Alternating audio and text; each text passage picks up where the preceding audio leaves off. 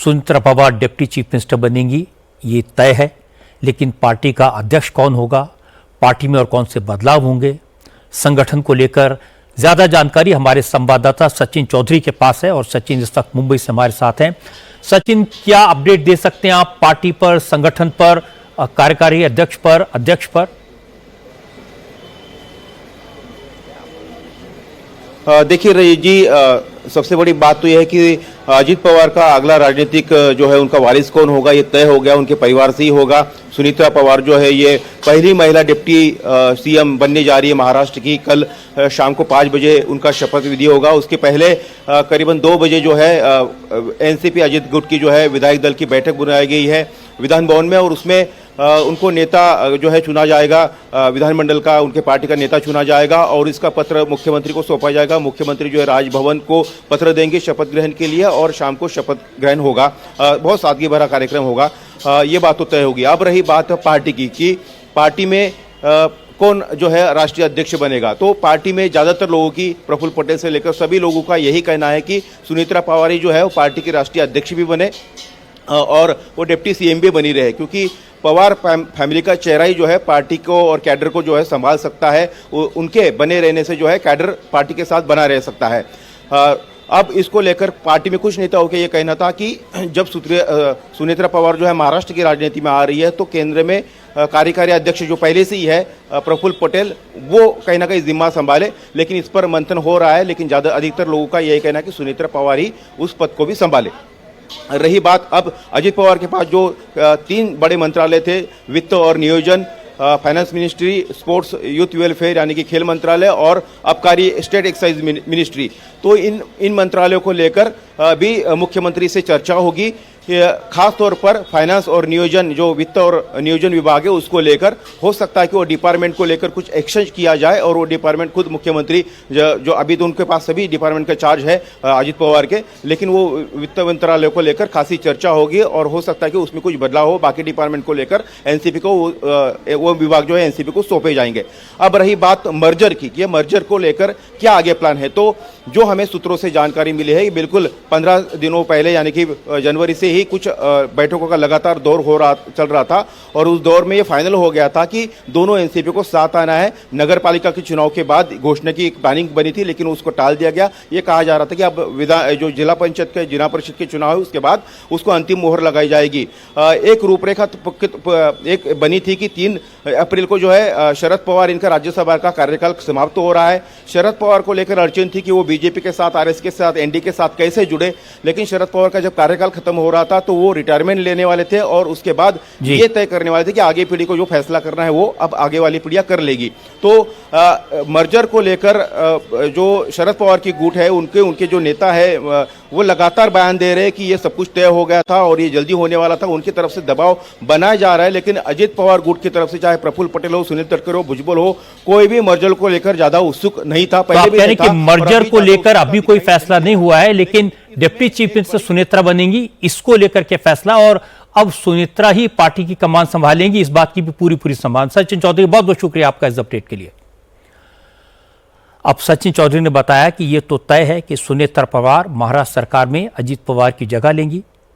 सचिन ने यह भी बताया कि सुनीत्रा पवार कल शाम 5 बजे डिप्टी चीफ मिनिस्टर के तौर पर एक सादे समारोह में शपथ लेंगी। उन्होंने यह भी कहा कि सुनीत्रा पवार ही पार्टी के अध्यक्ष बनेंगी, यह भी लगभग तय है। लेकिन क्या अजीत पवार और शरद पवार के गुट मर्ज हो जाएंगे? क्या दोनों पार्टियां फिर से एक हो जाएंगी? यह सवाल दोनों गुटों के कार्यकर्ताओं के मन में अभी भी है, लेकिन शरद पवार और उनका पूरा परिवार फिलहाल सदमे में है, बारामती में ही मौजूद है। आज ही बारामती में अजीत पवार की अस्थियों का विसर्जन किया गया है। आज सुबह शरद पवार के साथ अजीत पवार के दोनों बेटे और परिवार के सभी मेंबर अजीत पवार की अस्थियां चुनने विद्या प्रतिष्ठान पहुंचे और इसके बाद बारामती के संगम तट पर पूरे विधि विधान के साथ अस्थि विसर्जन किया। क्योंकि परिवार दुख में डूबा हुआ है, अजीत पवार के निधन को सिर्फ 3 दिन हुए हैं, इसलिए कोई भी नेता पार्टी की आगे की रणनीति के बारे में पवार के परिवार से बात नहीं कर पा रहा है। लेकिन पब्लिकली बयानबाजी शुरू हो गई है। शरद पवार के करीबी अनिल देशमुख ने कहा कि विधायक दल का नेता चुनने, डिप्टी चीफ मिनिस्टर के शपथ ग्रहण की जल्दी ये ठीक नहीं है। अनिल देशमुख ने कहा कि अजित पवार चाहते थे कि दोनों गुटों का मर्जर हो जाए, इसके लिए शुरुआती बातचीत हो चुकी थी, लेकिन ये दुर्घटना हो गई। इसलिए सबसे पहले अजित पवार की अंतिम इच्छा पूरी होनी चाहिए। डिप्टी सीएम कौन बनेगा, ये कौन बनेगा, ये वक्त नहीं है, उचित नहीं, वक्त नहीं है। इसके बारे में सब माननीय शरद पवार साहब, हमारी बहनी सुनीत्रा बहनी, बेटे पार्थ पवार, जय पवार, उनके बाकी परिवार के लोग इकट्ठा बैठेंगे कुछ दिन के बाद में, और इकट्ठा बैठ के चर्चा करके किस दिशा में, क्योंकि अजित दादा की ये दिल से इच्छा थी कि दोनों पार्टी इकट्ठा आना चाहिए, और इस प्रकार की उनके साथ में काफी हमारी चर्चा भी हुई थी, हमारे नेताओं की और हमारी सबकी। जो उनकी अंतिम इच्छा थी, वो अंतिम इच्छा पूरी होना चाहिए, ऐसा सबको लगता है। सबके दिल में ये है कि जो माननीय अजित दादा की दिल की इच्छा थी, दिली इच्छा थी कि दोनों पार्टी इकट्ठा होना चाहिए, तो उनकी अंतिम इच्छा पूरी। अजित पवार के करीबी और बारामती के विद्या प्रतिष्ठान के मेंबर किरण गुर्जर ने कहा कि दोनों पार्टियों के मर्जर के लिए बातचीत चल रही थी। पवार परिवार के लोग इस पर चर्चा कर रहे थे। किरण गुर्जर ने कहा अजित दादा ने उन्हें इसके बारे में बताया भी था। अजित पवार भी चाहते थे कि पार्टी एक हो जाए, पर यह उनकी अंतिम इच्छा बन गई। हमारी इच्छा है, दादा की अंतिम इच्छा भी यही थी कि होना चाहिए। क्या चाहते थे दादा, क्या चाहते थे? आपने भी सब एक होना चाहिए, सभी परिवार पार्टी सब एक होना चाहिए। जो हो रही थी बात, वो फैमिली इंटर फैमिली में हो रही थी और वो पॉजिटिवली हो रही थी, और दोनों तैयार थे। दादा की भी इच्छा थी। हाँ, दादा की अंतिम इच्छा ये, मैं दादा की इच्छा बता रहा था। उन्होंने आखिरी तो मुझे कहा कि अभी एक होना है। इसके बाद शरद पवार की एनसीपी के नेता एकनाथ खड़से ने भी कहा कि दोनों पार्टियों का विलय तय है, ये होकर ही रहेगा। इसीलिए निकाय चुनाव में शरद पवार कैंप के ज्यादातर उम्मीदवार घड़ी के सिंबल पर चुनाव लड़े थे। शरद पवार की पार्टी के एक और नेता राजेश टोपे भी आज बारामती पहुंचे थे। उन्होंने कहा कि अजित पवार और शरद पवार के बीच दोनों पार्टियों के मर्जर पर सहमति हो गई थी। उस मीटिंग में वो भी मौजूद थे। टोपे ने कहा कि जिला परिषद चुनाव के बाद अजित पवार इसका ऐलान करने वाले थे। लगभग मर्जर का डिसीजन हो चुका था, अजित दादा के सामने ही हो चुका था। हम विटनेस है उसके, लास्ट मीटिंग्स भी हो चुकी थी। अभी हम तुतारी के ऊपर बहुत कम जगह लड़ रहे हैं, इसलिए ज्यादातर घड़ी पे ही हम लड़े हैं। तो ये उनके सभी लोगों के मान्यता से ये सब कुछ हुआ था। सब कुछ सिर्फ अनाउंसमेंट बाकी था, जो जिला परिषद के चुनाव के बाद हो सकता था। लेकिन कांग्रेस और उद्धव की शिवसेना के नेताओं को एनसीपी के मर्जर की बात बिल्कुल अच्छी नहीं लग रही।